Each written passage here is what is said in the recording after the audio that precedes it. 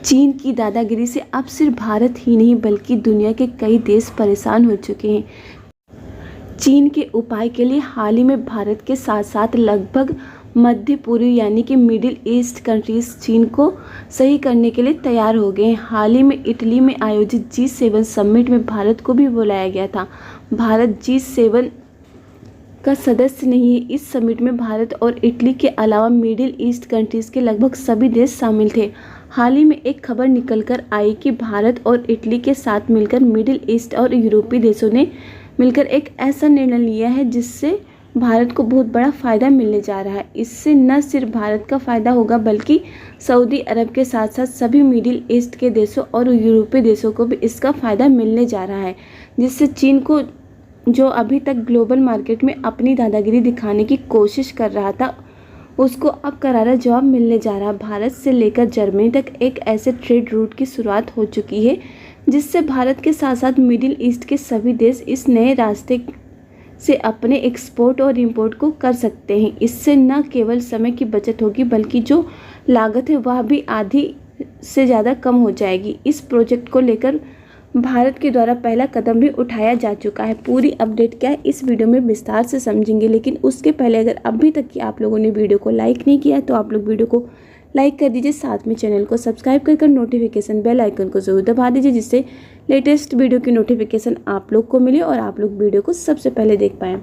इस समय दुनिया भर के देश ग्लोबल मार्केट में चीन के द्वारा मनमानी करने की वजह से काफ़ी परेशान है, क्योंकि चीन के प्रोडक्ट काफ़ी ज़्यादा सस्ते होते हैं जिससे कई कंपनियां इन्हीं के प्रोडक्ट को खरीदती हैं। लेकिन चीन के कुछ ही ब्रांड ऐसे हैं जिनके प्रोडक्ट की क्वालिटी ठीक ठाक है, लेकिन ज़्यादातर ब्रांड ऐसे हैं जिनके प्रोडक्ट की क्वालिटी काफ़ी ज़्यादा ख़राब है। इसकी वजह से उन देशों को काफ़ी ज़्यादा नुकसान हो रहा है जिन देशों की मार्केट को चीन डोमिनेट करता है।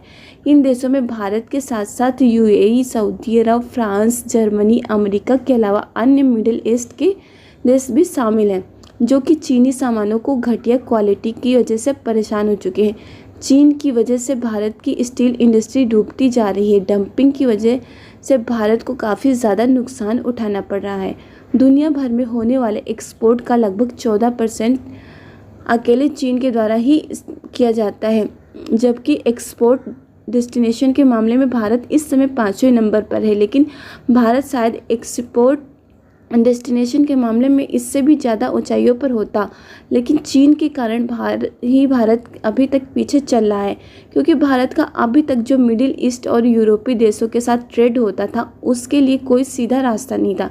इसलिए भारत से इन देशों में इंपोर्ट और एक्सपोर्ट के लिए काफ़ी ज़्यादा ट्रांसपोर्टेशन कॉस्ट लग जाती थी, जिसकी वजह से खरीदार के लिए भारत के द्वारा भेजे गए प्रोडक्ट काफ़ी महंगे हो जाते हैं, जिसका फ़ायदा चीन अभी तक काफ़ी ज़्यादा तेज़ी से उठाता आ रहा है। चाइनीज़ मैन्युफैक्चरर के द्वारा दूसरे देशों में भेजे जा रहे प्रोडक्ट की लागत पहले से ही कम होने की वजह से खरीदार यानी कि कस्टमर को काफ़ी सस्ते पड़ रहे हैं, जिससे चीन का सर्विस और गुड एक्सपोर्ट्स का किसी देश में रुकने का नाम नहीं ले रहा है। चीन के कुछ ब्रांडों पर अन्य देशों के द्वारा कुछ प्रतिबंध भी लगाए गए हैं, लेकिन चीन को पूरी तरह से बैन किया जाना मुश्किल है। आपको जानकर खुशी होगी कि हाल ही में जारी की गई एक रिपोर्ट के मुताबिक भारत और इटली ने मिडिल ईस्ट कंट्रीज और अन्य यूरोपीय देशों के साथ इसका भी हल निकाल लिया है, जिसमें न सिर्फ भारत का फ़ायदा होगा बल्कि मिडिल ईस्ट के सभी देशों को भी फ़ायदा होने जा रहा है। भारत की तरफ से जो कदम उठाया गया है वह कोई छोटा मोटा कदम नहीं, बल्कि भारत के इसी कदम से चीन की धज्जियां उड़ सकती हैं। इस वीडियो में हम बात कर रहे हैं India middle east Europe corridor की। यह एक ट्रेड रूट है जो भारत और यूरोप को मिडिल ईस्ट के लगभग सभी देशों से होते हुए सीधे यूरोपियन कंट्री से जोड़ता है। अगर मैप में देखते हैं तो जो लाइन दिखाई दे रही है वह है India middle east Europe corridor की। यह एक ऐसा ट्रेड रूट है जो भारत के मुंबई शहर को मिडिल ईस्ट के रास्ते से होते हुए सीधा यूरोप के ग्रीस से जोड़ता है। इस रास्ते में कोई भी रुकावट नहीं होने वाली है, क्योंकि इस ट्रेड रूट को और भी ज़्यादा आसान बनाने के लिए समुद्री और ट्रेन के रास्ते को भी इसमें शामिल किया गया है। इसके विकास के लिए जल्द ही इस पर काम शुरू होने की उम्मीद है। भारत की तरफ से इसकी शुरुआत भी की जा चुकी है। इस रूट का उपयोग मिडिल ईस्ट और यूरोपीय देशों के बीच ही व्यापार करने के लिए किया जाएगा। इसमें चीन का कोई भी दखल नहीं होगा, यानी देखा जाए तो यह कॉरिडोर भारत से यूरोप के बीच आने वाले देशों को एक धागे में पिरोने जा रहा है। वैसे तो India east Europe economic corridor की घोषणा पिछले साल G20 समिट में हुई थी। G20 समिट का आयोजन भारत में किया गया था। भारत ने इस प्रोजेक्ट पर काम शुरू भी कर दिया है, लेकिन अभी तक मिडिल ईस्ट के देशों में इसका प्रयास ही किया जा रहा है। लेकिन हाल ही में इटली की मेजबानी में G7 समिट के दौरान भारत के साथ मिलकर अन्य देशों में भी इस प्रोजेक्ट को जल्द से जल्द तैयार होने पर जोर दिया। अभी तक मिडिल ईस्ट के देश अपने सामान को स्विफ्ट के जरिए इंपोर्ट और एक्सपोर्ट कर रहे थे, लेकिन सबसे ज़्यादा दिक्कत हो रही थी यूरोपीय देशों में सामानों को जो ले जाने और लाने की में, क्योंकि यहाँ तक पहुँचने के लिए कोई भी सीधा रास्ता नहीं। इसलिए या तो अफ्रीकी छोर से समुद्र रास्ते से होते हुए भारत यूरोपीय देशों तक अपने सामानों को पहुंचाए, या फिर इजिप्ट के बगल से गुजरने वाली स्वेज नहर के रास्ते का उपयोग करते। लेकिन इन दोनों रास्तों से सामानों को ले जाने और लाने में काफ़ी लंबा समय लग जाता, जिसके कारण यह काफ़ी ज़्यादा महंगा हो जाता है। इसलिए कोई भी माल एक देश से दूसरे देश में पहुंचने में काफ़ी ज़्यादा महंगा हो जाता है।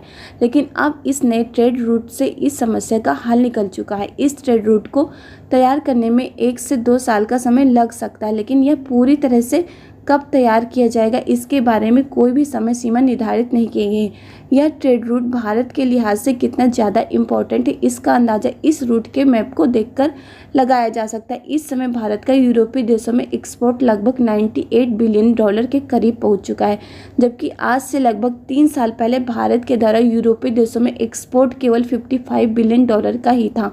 यानी कि देखा जाए तो भारत का जो यूरोपीय यूनियन में एक्सपोर्ट है वह साल दर साल बढ़ रहा है। और यदि इस नए ट्रेड रूट को बना लिया जाता है तो भारत के साथ व्यापारिक संबंध और भी ज़्यादा मजबूत होंगे।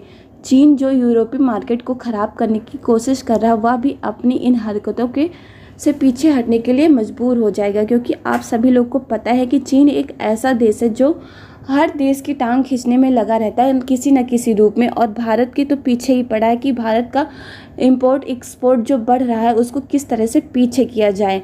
तो इस कॉरिडोर के बनने से भारत को तो फ़ायदा होगा ही, साथ में मिडिल ईस्ट और यूरोपीय देशों को भी काफ़ी ज़्यादा फ़ायदा मिलने जा रहा है। आपकी इस पर क्या राय, अपनी राय कमेंट करके बता सकते हैं। आप लोग को वीडियो पसंद आए तो आप लोग वीडियो को लाइक कर दीजिए, साथ में चैनल को सब्सक्राइब कर नोटिफिकेशन बेल आइकन को ज़रूर दबा दीजिए, जिससे लेटेस्ट वीडियो की नोटिफिकेशन आप लोग को मिले और आप लोग वीडियो को सबसे पहले देख पाएँ। आप लोगों से एक रिक्वेस्ट है कि आप लोग वीडियो को पूरा ज़रूर देखा करिए। जब आप लोग वीडियो को पूरा देखेंगे तभी वीडियो में क्या बताया गया आपको अच्छे से समझ में आएगा।